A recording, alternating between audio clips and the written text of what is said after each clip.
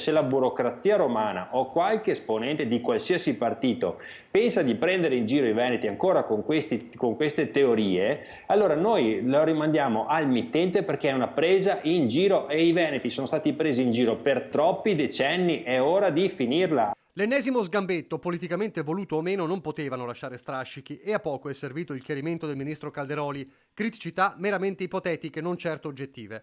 Il vulnus aperto dal dossier del Senato, pubblicato sul sito di Palazzo Madama e diffuso sui social, poi degradato a bozza da verificare sui pericoli di disparità tra regioni con il DDL autonomia, continua a far male a sentire le reazioni del Carroccio in Veneto. Se vogliono darci questa autonomia, bene, c'è un contratto fatto tra Fratelli d'Italia e Lega, di cui uno vuole il presidenzialismo, qualcun altro vuole l'autonomia. Credo che se si vuole lavorare assieme si può fare. Certo che queste cose che qualche furbastro di palazzo fa deve essere stanato e anche allontanato, perché non si può lavorare così. Per il centro-sinistra la conferma che i rapporti tra Lega e Fratelli d'Italia restano in fibrillazione costante e, aggiunge il segretario veneto dei Dem, in quel documento di tutto rispetto, perché redatto con un'analisi tecnica super partes, non c'era nulla che non si sapesse già. Diceva sostanzialmente che essendoci una clausola di invarianza finanziaria, cioè non si possono mettere nuove risorse,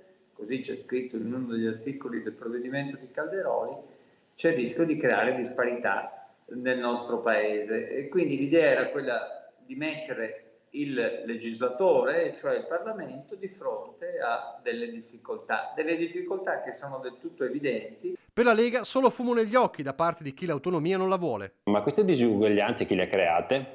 Perché viviamo in uno stato dove l'autonomia del Veneto non è mai esistita, e io aggiungo purtroppo, non è mai esistita in Lombardia né in Emilia Romagna, eppure le diseguaglianze si sono create e si sono evolute in questi decenni. Quando sento che in questo documento c'è scritto che si andranno ad intaccare, diciamo, i livelli essenziali di prestazione e ci sarà più disuguaglianza in questi, innanzitutto non ci sono ancora i livelli essenziali di prestazione. L'idea di questi burocrati è abbassare tutti allo stesso livello e quindi portare tutti al ribasso per fare in modo che allora non ci siano più disuguaglianze, non una uguaglianza al rialzo cercando di far star meglio i propri cittadini, ma una uguaglianza al ribasso.